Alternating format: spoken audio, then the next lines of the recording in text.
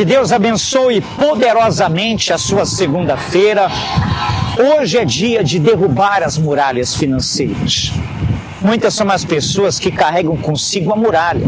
Não conseguem se dar bem. O que ela projeta dá errado. O que faz vem dando errado. Pessoas que não conseguem alcançar o sucesso financeiro por mais que elas tenham tentado. E por isso hoje eu convoco você a estar conosco, a participar desta reunião, fazer esse clamor para que Deus entre na sua luta, na sua guerra, e você ainda em 2025, ainda nesses 2 meses e meio que restam desse ano de 2025, você consiga ver o poder de Deus entrar na sua vida, mudar a tua condição, transformar a tua situação.